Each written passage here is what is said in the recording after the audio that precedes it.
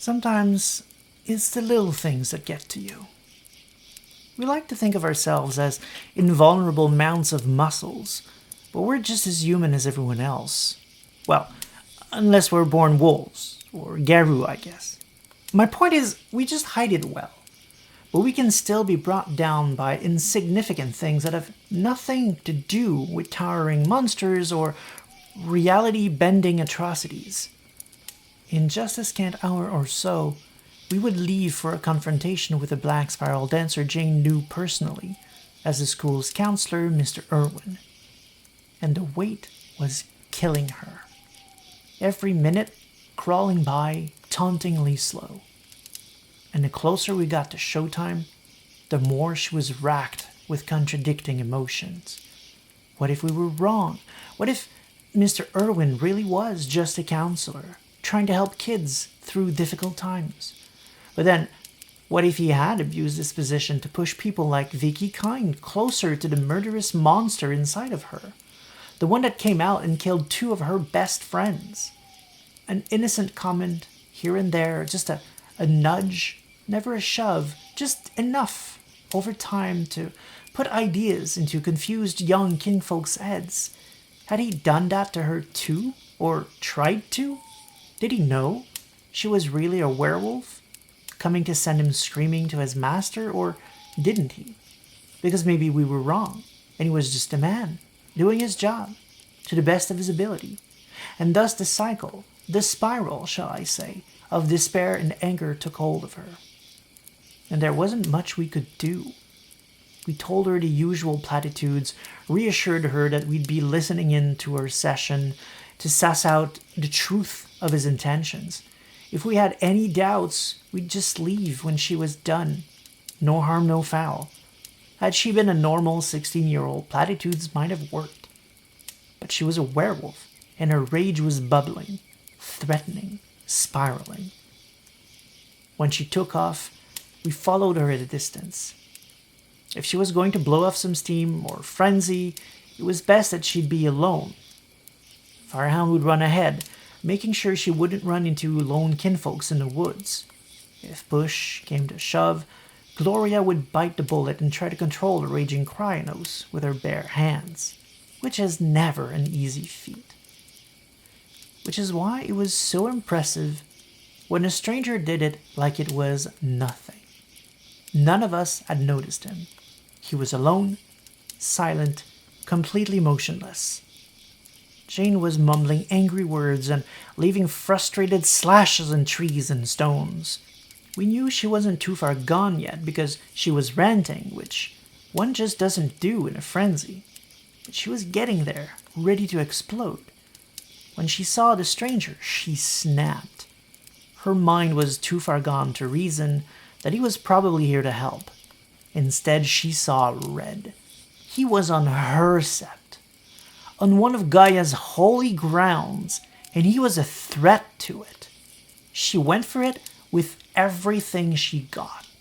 She swiped for his human head, but missed as he fluidly dodged into Lupus form to dash between her legs behind her, where he extended back up to Krynos and pulled her tail while digging his heel behind one knee.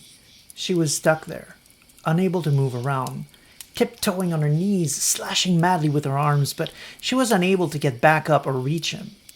She tried using her powerful arms for locomotion instead of her legs, pulling sharply forward in an effort to unbalance him.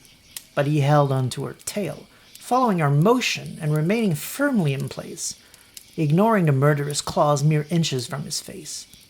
She thrashed and tossed for a while, but could not break free. In a moment she began to calm down. Firehound and myself moved in with soothing words as Gloria approached the stranger to assess him. "Impressive. You've done this before," she opened with, both showing respect for his abilities as a warrior and fishing for information. "I have. Far too often. I specialize in the dangerous art of mentoring around in the ways of the Stargazer. Learning to control one's rage often leads to its complete loss. You pick up a few tricks over the years. My name is Gathering Storm," he he said, extending a hand in greeting. The one that wasn't holding Jane's tail. Gloria slays the mighty Yankovic, Lodge of the Moon of House Unbreakable Heart, she replied, using her full name, which she never does. To me it seemed to imply that she was intimidated, which she never was. Then she added, "Mind letting go of my packmate?" She said it with enough intent to imply that she would move him if he didn't move himself. Being intimidated only goes so far with an Aron such as herself, I guess. Of course.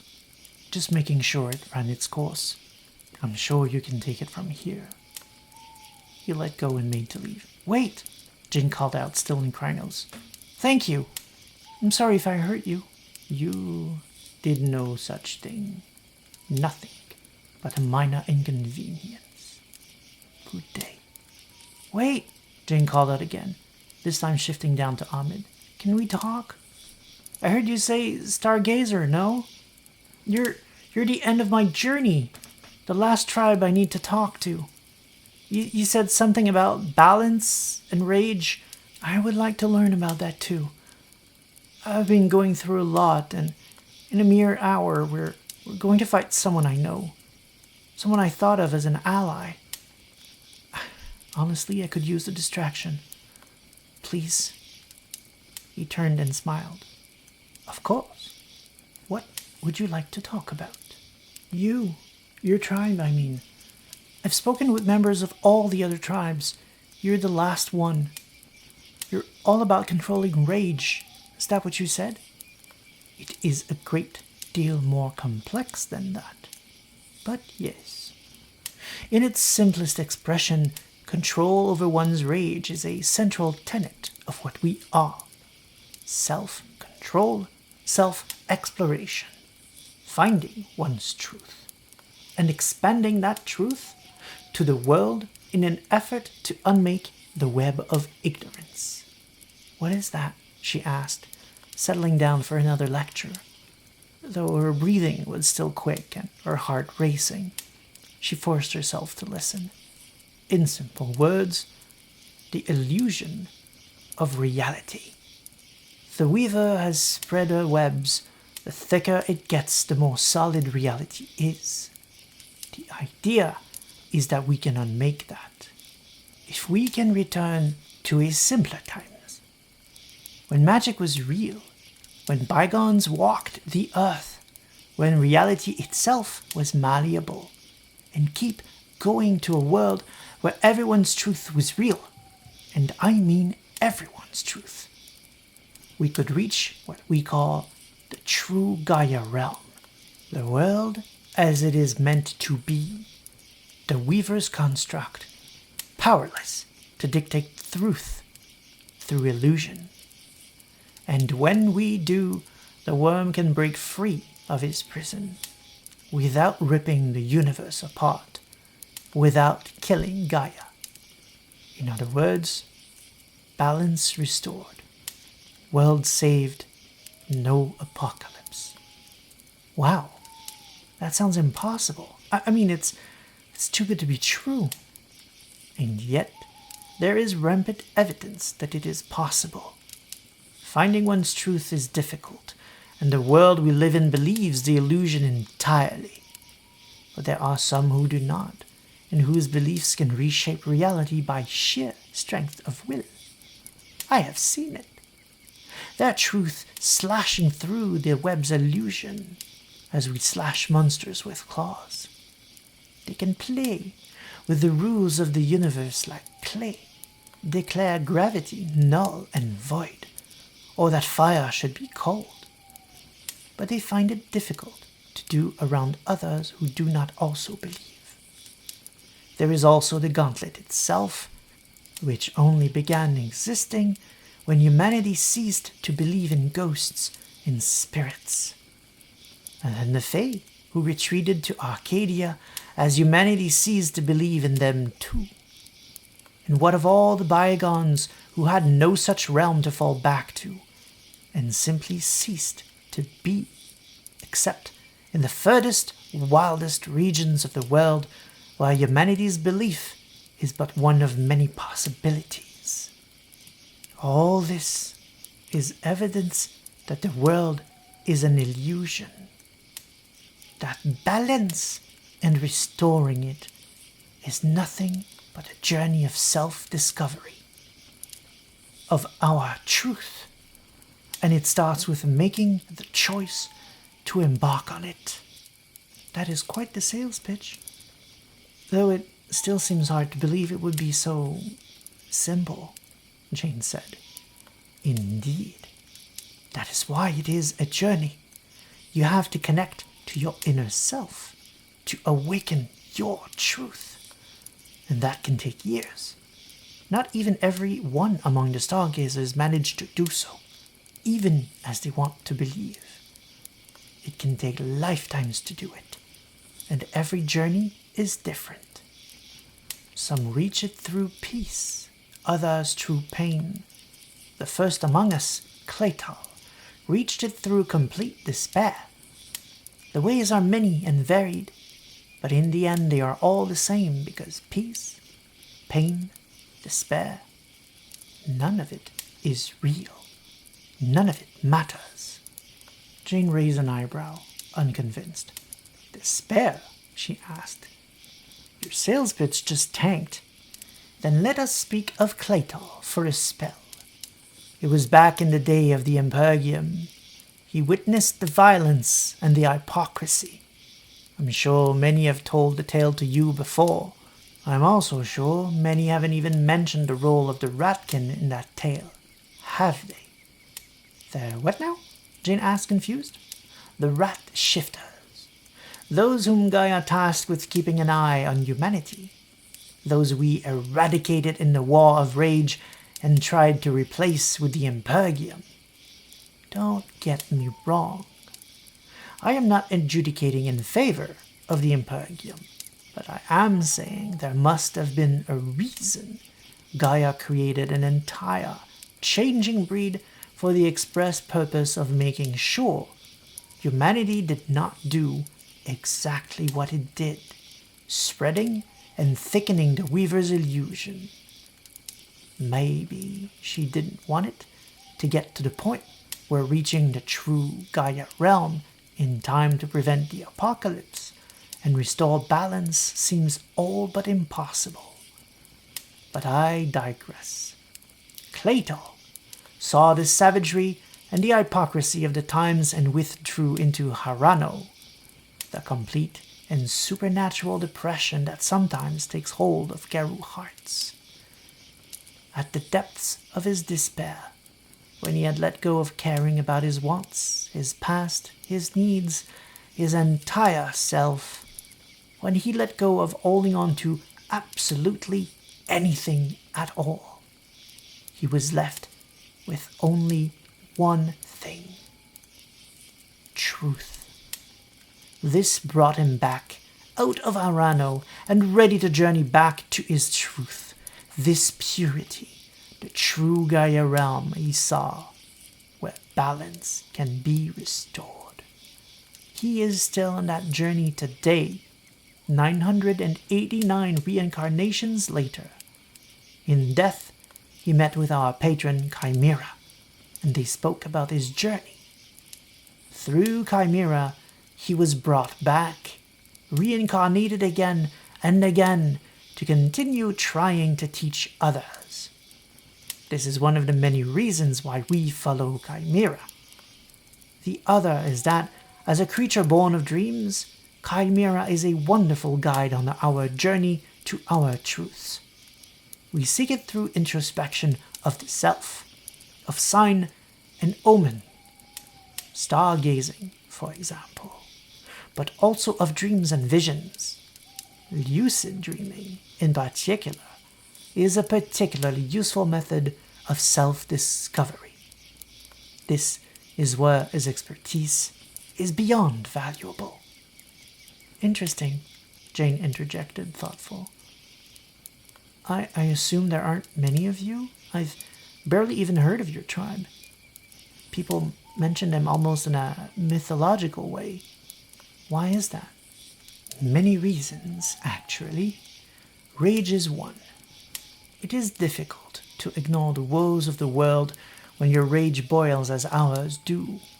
Few find themselves willing to embark on a journey of self-discovery when every fiber of their being is seething with anger at the evils of this world. It is difficult to accept that such evils are illusion, a distraction from the path. So we don't have as many people gravitating to our tribe, and we trust in Chimera's wisdom regarding who is chosen to join us. We do, however, accept absolutely anyone, including those of other tribes who decide to join us later in life. We even have a Korax, a raven shifter, among our ranks. Chimera allows everyone on the path. Another reason is that, as a tribe, we have largely withdrawn to Asia. Some of our most important clans have suffered terrible hits, and it was decided that we should regroup. We officially left the nation and refocused on our other allies, the Engeokai. What's that? Jane asked. Similar to the Garou nation, but instead of a collection of Garou tribes, it is an alliance of like-minded shapeshifters of various kinds. Rats, ravens, dragons, spiders, some wolves, sharks even, and more. We do over there what you do here, more or less. I have so many questions. But first, why are you here in America then? Because you are here, aren't you? My path led me here, through omens and dreams, to this here and now, to talk with you. It seems rather fitting then I am, as you say, the end of your journey. Then why were you leaving? I called you back, she wondered. I had failed to see that you were the reason for my presence. In retrospect, a raging Krynos should have been an obvious sign, he smiled amused. Though more to your point, there are some who never left at all, by loyalty to friends or sept, or just because they felt their journey was here. Well, it appears my journey is coming to an end, she said ponderously, finally calm. All those perspectives among the tribes, it's a lot to think about. But yours was timely. Truth. I don't know about my truth yet, or the truth of the universe being an illusion or not. But I know that I want to know the truth of why my friends had to die. And Mr. Irwin might know. So for now I'll focus on his truth. It's a start, young cub. Whether it starts you on another journey that takes you to Chimera, or some other patron, only the stars know. You'll find out soon enough. Thank you, Raging Storm. I hope you find your truth. After that, it was clear that Jane had resolved herself to see it through. She was troubled, sure, but she knew the course. You seek the truth, and if it is corruption you find, then you combat the worm whenever it breeds and wherever it dwells. It was time to leave.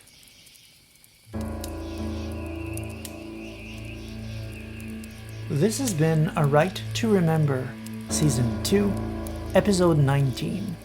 A series of lore videos for Legacy Werewolf the Apocalypse presented through an immersive narrative. At last, the final tribe, the Stargazers. Like many others, it is deeply rooted in cultural appropriation. As I am not well versed enough in the cultures and regions of Asia to point out the issues or try to fix it, I have striven to focus on the core of the tribe's philosophy as it pertains specifically to Werewolf the Apocalypse. As always, my goal is not cultural erasure, but rather an attempt to avoid being insensitive myself in the portrayal and making things worse. The Stargazer as a whole don't get as much love as the Fianna or the brothers, so I don't have any references who are qualified to show the tribe's issues or ways to fix them. Now, as usual, there are a couple of points I want to touch upon before I let you go. There are many more stories about Claytol. One in particular deserves to be told and analyzed. It is the story of when he saved his monastery from a full-blown invasion by letting the monsters and Banes in on purpose and putting his hand on his heart to show them that he loved them. Suddenly, once worm followers turned into Claytol followers. It's a cool tale, but then wouldn't we have a bunch of Gaian Banes, Fomori, and whatnot if Claytol is still around today, albeit in his 989th incarnation? Presumably still able to do that? Look, if you're going to include stuff like that, you gotta go the entire mile and give me more to work with than a tale half a page long. As it is, otherwise you're just giving the storyteller homework and trying to explain any of it to confused players, or making systems on how to do it when, in the end, that's really not the purpose of the story at all, is it? This plays into the mysterious and powerful Wiseman trope they were going for with this tribe, which is pretty cool as an NPC, but not great for a tribe with, player characters. After all, the Sept being invaded storyline is not going to run smoothly when the Stargazer players approaches the whole thing thinking they can get away with just putting their hands on their hearts. Claytol did it. Why shouldn't they? And indeed, why shouldn't they? And then as a storyteller, what do? Let them do it? Story's over, back up the books, we're going home 3 hours early. Or do you end the game on a total defeat because the players opened the damn doors to the enemy? White Wolf, put a warning sidebar next to it if you're going to print something like this. Illustrate your point.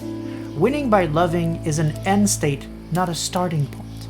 It's a completely valid Stargazer theme to explore, but you gotta earn it. The entire Stargazer concept is that enlightenment is a journey. It's why they are so big on mentorship. New Gazers usually have an elder as a mentor, someone to guide them on that journey, someone to tell them, maybe start with claws and fangs and I'll tell you when you can start hugging Banes. Don't start already believing that you can do that. Start your character crippled with doubts, and over the course of a campaign, you can end on a huge high note after having changed the heart of a single worm spawn. At a critical time, when all hangs in the balance, this creature, this monster, becomes an ally. Because you move them by your truth. Now that is a Stargazer story. Then there's the entire nothing matters so why fight. Perfect for an NPC, terrible for a player character. No one, including you, is going to have fun around the table if your character doesn't engage with the story, or anything at all, really. Remember the same point as before. It's a journey. Don't start at the end.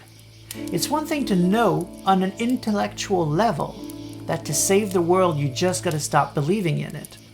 It's another one to actually do it, to remain unmoved by the absolutely terrible state of the world. Your character shouldn't sit on their ass looking at suffering and just go, yeah, that's totally Gaia's plan. No need to get involved. Even if you absolutely want your character to believe this, then remember, even Claytol is still active. Even he still gets involved from time to time. The books do cover why that is, and if it's good enough for Claytol, it's good enough for your character. It goes like this. Even after achieving enlightenment, the problem remains that few others have. And the true Gaian realm will only happen when absolutely everyone believes. So get off your ass. You won't convince a damn soul unless you earn their trust, unless you earn their ears. Go out there and kill some worm. Kill so much worm that even a Fenrir warrior looks your ways and start wondering if maybe you have something to talk about worth listening to. And that too is a Stargazer story. Another thing is that I merged both visions in the episodes, but 2nd edition Stargazers are very different from 1st edition ones.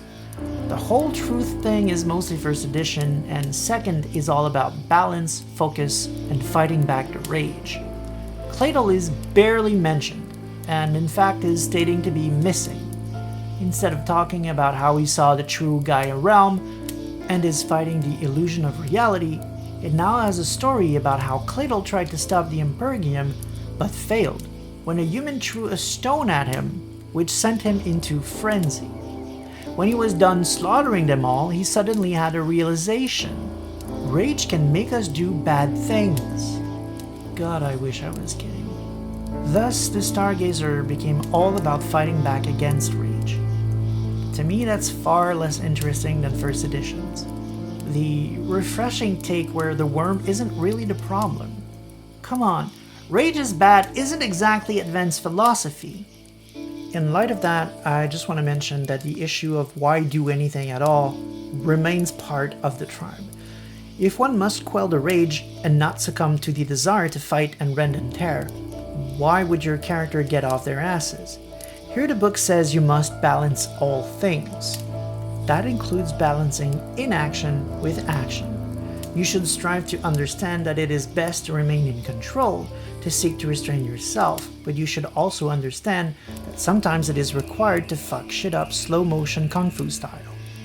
That all said, if you want to play a Stargazer, either version, I suggest getting both tribe books and giving them a read because there's a lot of big ideas in both books that I can't realistically cover in this format, short of straight up reading them aloud.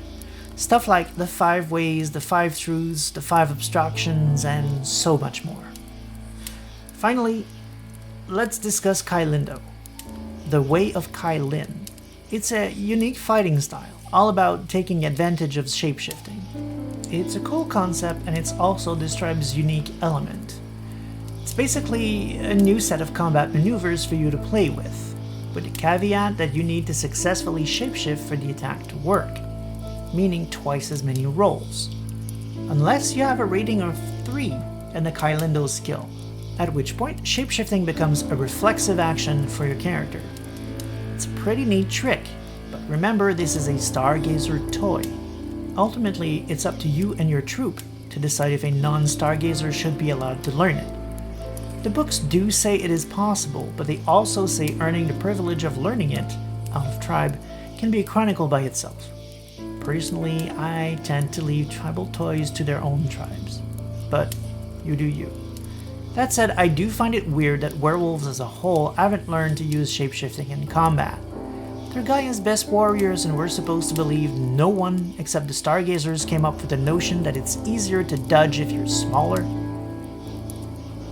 In W5, they are not playable, at least not in the core. Instead, they are relegated to the end of the book, in the allies and antagonists section, and it's really not great. They were written as some kind of mystery, but it doesn't land because all of it is shoehorned and nonsensical. Who knows who their new patron might be, asks the book.